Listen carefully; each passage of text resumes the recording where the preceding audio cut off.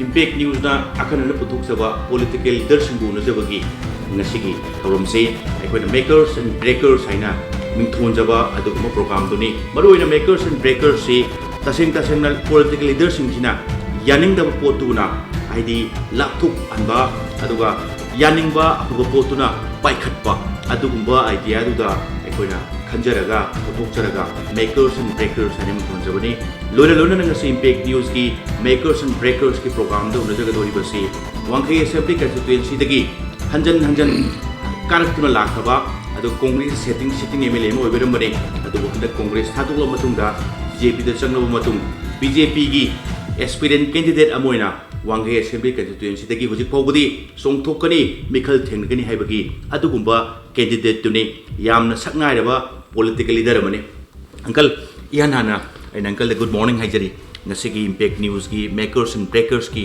programs da saruk yabiba ai koin haijabada hara horau yabire wi dam ta ihanana Impact News mai kai dagi ai Sharachandra Sharma na uncle bu thagachari uncle hujik se maruina hana congress ta yam kuina hanjan ka dun lakpi bani wangkai assembly constituency ta adu hujik se koi gi yaning daba aduga pam daba thabak thorom singna pik thale aduga mai congress na uncle da uliba niti niyom se yaning daba perak daba dagi congress hadu makanda BJP yaubani amarom da hairaga na hujik se lebak praja singna wangkai irabo se yam mating leiba political leader mani aduga kari gum matamda phaba thabak toba afabagi damakta mairong yaba adugumba political will leiba leader mani na haibini congress tugai bisu uncle na ihana na hobi praja singna khali bo wakhalon uncle na paithak ka dorba thabak sing ihana na praja singi thajaba praja singna thambiri ba thajaba si karai khoba lakada 2017 election sida koigi mayok na biba saruk mikhal da saruk ya biba aduga in case kara agadi praja gi aning bosi karai khoba ningba tungdine ne khanbiri ba holi ke se Indian National Congress aida lake bisi 1980 election agi aham karakbani hai mari daya hosi ki Janata Dal लेना सक्र wheel में गनुदा लांगोल बुबा मदुना मागी election symbol नि वई बता हर party ऐसे मतम दुगी one time Jansangh Janata Dal प्रजा सोशलिस्ट पार्टी संयुक्त सोशलिस्ट पार्टी ना होजी लेफ्ट फ्रंट में हम सिंह फुल लगा सेंगे पार्टी नि hai अदर होजी जब तर the completion of the election दा कोई माय पात्र ला मतम दा होजी हाइर पार्टी से मथंग तोर का काय बदली दे होजी की कोई सोशलिस्ट की और कोने जो मतलब यूनिटी दा कोई यौमिन पार्लियामेंट से ना इंडियन नेशनल कांग्रेस दा कोई चले से ना मतलब यौगी बने since then I have been in Indian National Congress without any this and that. And for last 15 years, so to say, 15 years is being completed. Since the last 2002, the Congress, the Congress, the PDM. And they have a national party, some other party, this and that lay. Madu tickets offered to what they locate. Run the state party, the local party, the boss in Labour. One day I will come back again in the original party, that means Indian National Congress. I'll give a crazy Bakadia. You might talk even. 2002 is the ticket PWC Indian National Congress, Manipur Congress, winner, percent with money. Mother leader and there's a center the Kazam currency, Mr. Rishakashani. That Rishakashani. Mogi corruption conspiracy Makada, I ticket, we hit the place I can. तौबगी दी एंगल मरक थकना थमजरबदा INCC अदुकी मतिक पामजना हौरी मदु 2002 गी से अतोप पार्टी दा लेरगा यावरगा इलेक्शन थेंगबा याबदो अतोप पार्टी दा चत्ते INC दा अमु हन हंजलकी हैबगी वखल लोंदुदा INCC याम चेना थाजजबगी वखल नमदि हेक हौबदगी पोपिरी अदुगा हंदक से अमरोम धारगा याम थाजदबा मोंगदा कांग्रेस से याम सीनियर लीडर मनी अदुगा कांग्रेस इहान हान काइबा हैबताई मखोगी अमरोम धारगा मी याम यामदबदुना अमरोम दा थमखरगा यामना के हेतारे पॉलिटिकल विल लेबा अदुगुंबा mating chumba maril leiba political leader ma mang basi makoina su amakak chakhibani karibu torugono haibaduna haijabani adu puning dadi su choidana nungai taba madugi awaba madugi ikai ba haibatai senior leader ma thadu chakhibasi chu choidana modu chu haru ngane khali adu ai nangal dang janingi se maroina hujik se BJP yaubire Congress se thadu ungbagi wakhalon se handak yauki babudi kuidri aduga Congress se yam yaning daba Congress sabchana thadu pugi maram se ankal in case praja sing khangba targadi pakhum se kari hoidori ai hojiki samjan sarkar se lagado poini hoy ada hojiki that means 2002 itself is the Indian National Congress sangam dabi ai thadu mai arabane hoy ai kare kasu noi da ya amu halak da si yaubone hoy ada hojiki leriba madugi si sai tra manga roise 시대진다 또 우리가 대내로 봐야면서 레리버 케인드스리 대 MNM 거기 머리기 막이 도금 독바이 방 베식 거들이 야면에 디만트 오데 에다 케인드라마 대 MNM 아디 레이버가 좀만아 봐 아이 워스 뭐 좀더 살았다 봐 despite of having all these disadvantages 아이 케인드스기 뭐는 레리버 모터 싱어세 마신 아이지 서포트 오라 라야 봐 맞아 이제 노이 타바마 I'm going to fall away Really speaking, I am very proud of being an elected members of this Pittsburgh Assembly constituency. I can't say I am very indebted. Still is one the power of. So much of Lakusina, so to say, Panmatarabada, Hospital economic blockade. Continuously, the security corrupt PO. Let me import Dimapurga Lauruge or Jiri import Lauruge. I was reader. Yeah, ita sanda daba matong daba like ba. The matter is we put it state cabinet meeting. Meeting also torka the meeting the ngan rakanda. Yes, provide to buy the tore madana in part ziri wani. 3 times gari ma will lege sir हम tore security lagtre. कई तोरे तो कहना है पीछे के ना है. अमुक तोरे 3 times सोई बने ba. ऐसे कि सोमदा तोरे का जो है state home department की Impal Ziri road is the direct second of Sina. Impal Ziri via Guje road. Guje road means Hosgila River, Mizoram state of the Sadini. La Pasu put a city Impal Ziri road double and lap river. Double to Helia Lambi Pata. Lambi is not serviceable. I had been here with my Jeep Kuma 2-wheeler Masa, 4-wheelers at Payava. Trucks at Payava. And how it was issued. Orders come issued to him now. I think the state home department in Pal City Road is not serviceable at the Pisale. Home the pyramid. I think I know that I see 2010 go. She is this the see Tang Kunkama Toida. Say, Salakam to Yeg Kaleb.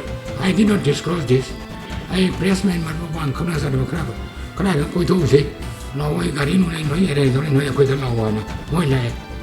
I just talked to a Coast Guard crab with 30 pounds in a quick mission service.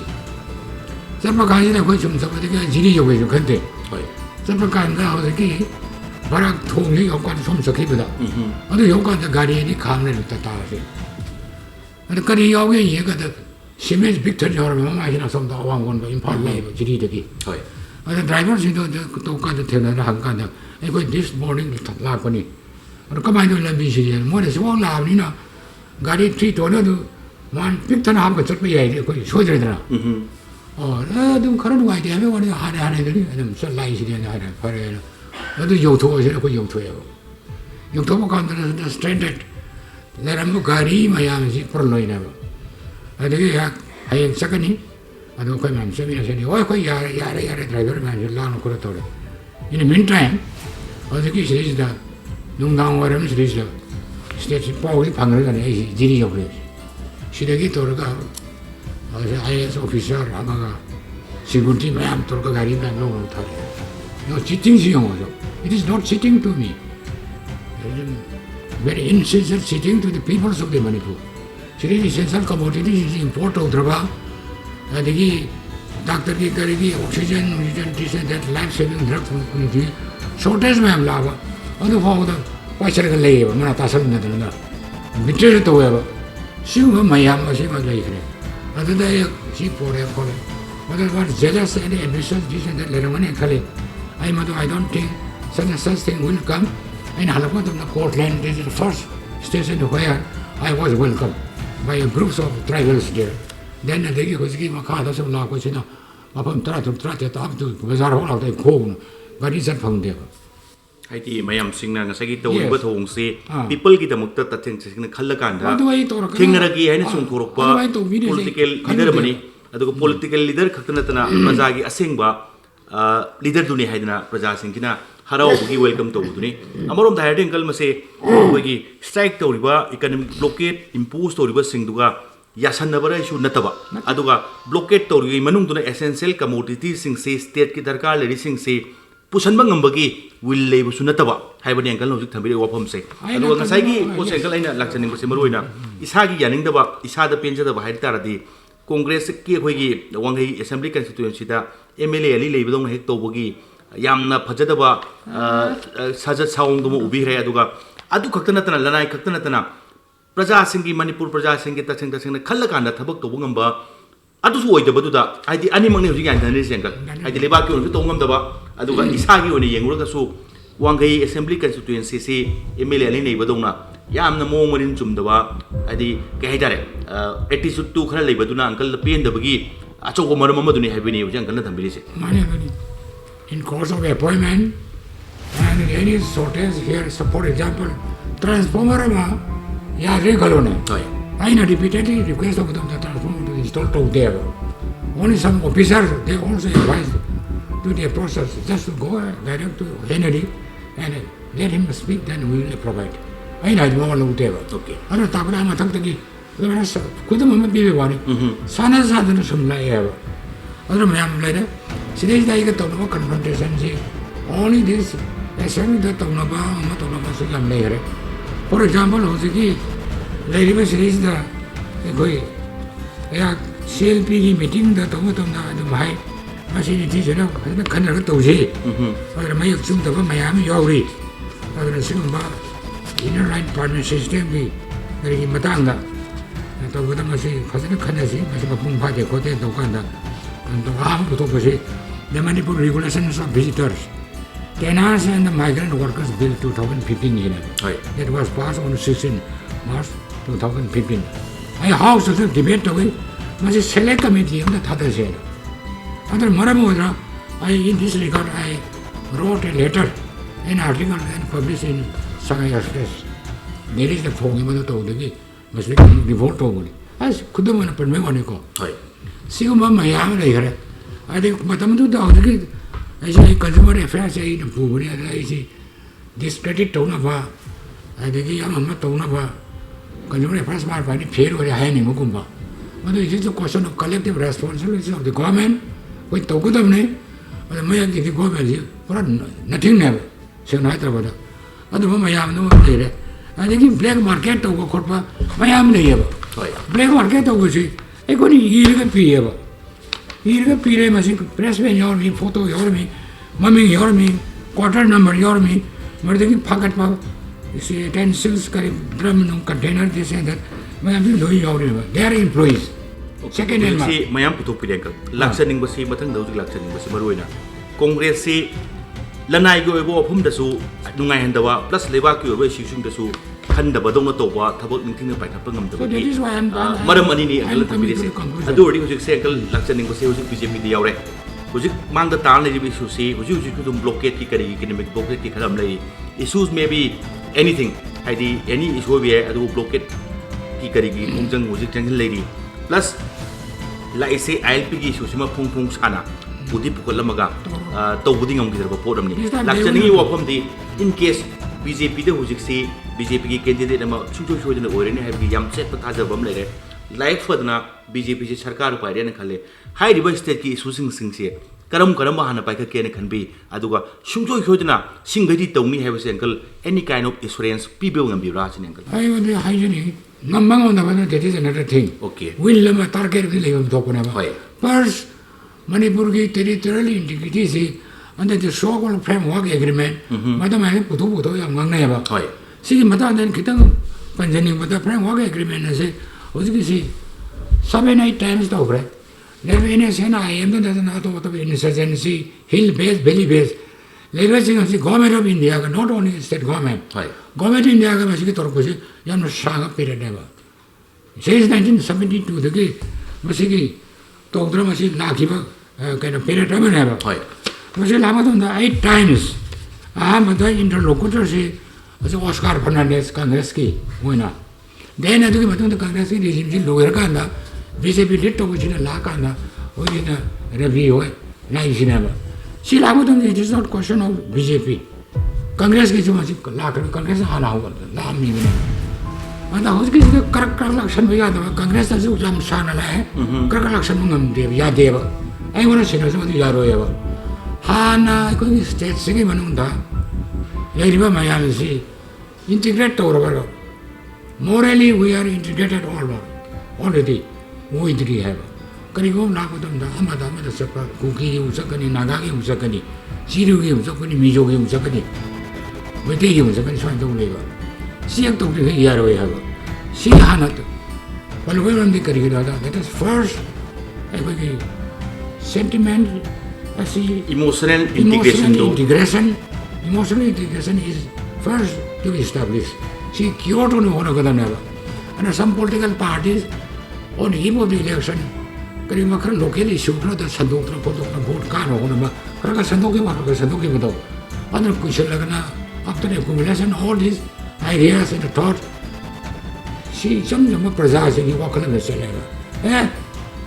Separate unit change, group unit change, separate civil administrative unit में कोई लेना कोई नहीं आये ना 6 schedule अदुग दा कोई से ले दी था सी प्रोडक्शन से कोई यागी रोए बा अदुना citizenship C national registration of citizen सी नहीं ये इंगता होगी सी ये मतलब ना कोई हम लाउ ना शाम हो तो ले रही है बा अदुना सी बेस यार जाना तो मैं दिसे डेट हो को पर सी अमनी ऐसे की हो जाएगी ले बा जीरी की साइकिल की सी मपुंग भाबा डिस्ट्रिक्ट पीपल तंग तो नहीं सी these are endless fighting सरकार गट लेदरा दगलाम तो नहीं सी तबा सिंग द रिवा पुलिस स्टेशन सी armed पीछे नहीं आता they are armed they are lions without teeth without nail नोई और सिवाय भी ले तो दो ना कहीं तो वही पीछे ना नोई मुन्नी नहीं अदर लो रसगाई भगली ना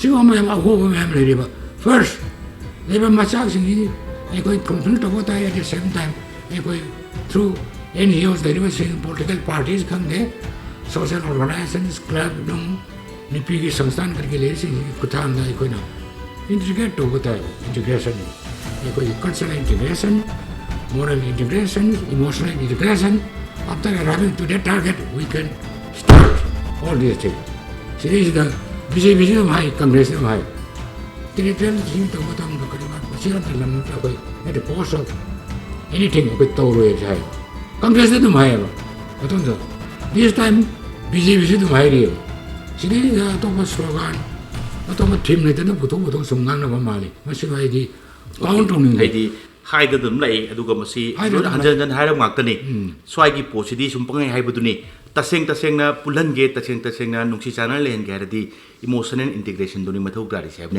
सिंह मतांग लाकन दा हौसकी फ्रेमवर्क एग्रीमेंट लाकन दा मणिपुर ले रहे नागालैंड ले रहे असम ले रहे मेघालय ले रहे अरुणाचल ले रहे these states सिंह लोई सोई बने बा सोक्रा रे मणिपुर दा कोई दा ताई तो उधर सब तो वो मन करी ना बा what these remaining states खरा है ना सोपतु की सुविधा yes खरा है ना सोपे वो मैं हम तो ये ऐ कोई ना मरम होता सिंह जून अपराइजिंग करी कोई ले रहे को मतलब ने तो बीजेपी की जो लेकिन L K Advani he was then home minister लोशल पसे अंकल ना साइ ताकु बुदु सुमी मदुदी हुजिक से अमन अमा हाई की फिबम दा हुजिक हे हौरपतगी ममांग सिंग यामना कुमधरगा येंगुद्रसु खरा नौबा सही अमनि सिगे सुम येंगबु कांदा सोमगी मणिपुरी की वैली की साइटगी अखोगी लैंड प्रोटेक्शन बिल अमा मथौ ताइबगी दि तमक्ता आईएलपी का हैबेट मानब बिल अमगी मतांगदा चटपा होरे masigi bill sinse pass tawda somda mai ke moromda koigi masi anti tribal bill ni haibagi ihong sagale adagi hojik madugi thenkhang ama thamura kanda jiri district demand committee ki processu amogi administrative convenience ki ni haibani masi yaning daba mayam sung thole Southern Hills ki kuki yemuk pukala kanda madu yaning daba naga group mayam sung thole tolak pasi amaga si yana daba si adum leibadong adum tori basing si angkal ngasa emotional integration hari se angkal kamai pura kadagation aina khanjaning si maruina madugi habit vision road map ama lebirabra purakna bagi formula se kamai tor purakani adu thought and philosophy adu da koi thabak to bata ba adu thong to gale ba school muta sar ba so muta tor ba le bi muta sel ba so karen so ta ba ka da ko emphasize to ko na ba and with this thought and idea we should implement it adu yellow me matang se sile kitang continuation to jige ba yellow me ki to mo sile da adu ki si koi asain pan gi ba ma vision pass to re si to ko to ni ju ko sa da so na ya ba sincere way de ba hu ji si adu na sile da hu ji bill si pass to ko da SNP ba pi da ba this and so many things like that anu piro he do koi khang ya ba adu ki sile da bill le mana tra di pass to tra di ek lakh tra ga di ma si thamuk si packet ba so ya tra ba speed walk we can start from the speed walk adu ni ye lo mi kan jana ba packet ba ya ba kudak ki ba thamuk packet ba kari gi no na and this caption I wrote this article and published in Shanghai Express on for 2000 March April 2004 Sirida ekoi Constitution is the Constitution ki Article 19(5) da nothing in subclause D and E free movements and free settlement haibani of the state clauses shall affect the operation of any existing law insofar as it imposes or prevents the state from making any law imposing reasonable restriction on exercise of any of the rights conferred by the said sub-clauses either in the interests of the general public or the protections of the interests of certain tribal. Shima please. She is the Torga Hospital Article 19 gay. She said D is the question. She doesn't know right on anybody. Free women, free she did it to say. She did it, Yadi, she Yadina. She restrictions, it is not free. Piri but free movement, free resident is a must be absolute, it is not absolute. Mapung para must to the Yadre, kept the home and Yadre. So we are a high table. High is in hybrid table. Non hybrid table. It is said by the Supreme Court of India. Supreme Court ki ruling amana must be Piri whenever. Correct the P or the Supreme Court of India ki bombing chalaba dealing cases. As the Chintaman Rao's case, Kuberji's case amasung by the Bharat Cotton Association Limited case AAR 1960 Supreme Court 830 Asida Constitution na munna piriba fundamental rising asibu maram sarabadi restriction to be yai restriction to be yaba ain ama kanaguma state amana yang interest amasung satorba kam kidamukta sense yai hai reasonable restriction do this is the thing see is na no is karikita no yore no is your constitution enemy no includes any ordinance order bylaws rule regulation notification see yauri haba sirida article sirida andra housing is the notification to thoge 2015 da pong kiba Shanghai Express da article ni madudi heading se yellow me kanjanaba paikhat pa yaba kutak ki oba thaba paikhat taba kari gino haiba se taseng na hujik uncle irabona thambiri se sarkar duna political will ama leraba aduga thoidokpa haidi wakhan atopa haidi ato wakhan gi ohen thira na ta ohen gum sri haibagi khanjana badu na tawa taseng na tawgen thalagadi kutak ki oba loma putho kanda masagi lam ngakchan na bagi ayabadu Supreme Court na piri provision na piri haibani angkal logic thabi angkal logic tak pi simaro ngasai ki jati kanglup se suna taba manipur ni na amaga punjan na basi emotional integration dum mathau tani thabak to changani hena chakhulok da ba chakhut na hena sotha leira ba jaga singdu adwai da miyeng thamba changani aduga madu phajana will id will true will amaga lona thabak torgadi emotional integration che khudak ta purak pa yaga dog dinate purak padi yagani habani first of all mayam punjan ba se punsi kaheloisi haraga yaga dog bunate emotional integration du purak na ba thabak tawmi ba changani mangom da changhan ba changani sotho roba sing hena moi da pung changbi ba changani aduga sarkar na pambu pamagadi maswai da land protection bill lama introduce to bodasu madu yang ka hena lugada ba yaroi da ba posak amadina te habani thank you uncle ngasi impact news ki makers and breakers ki ekoi unajab sta saruk yabi ba aduga ideas views mayam ama thambi gi damakta ina uncle bo amukana big news mai kai dagi aina amukana thagat chari uncle ngasi gi oina di impact news ki makers and breakers ki program se ngasi gi lotion na wi tanjai ole mathang amuk atopa political leader amaga candidate oirakadaba 2017 election da candidate oirakadaba maga unajab gi tanjadu miyam da pudul laksagi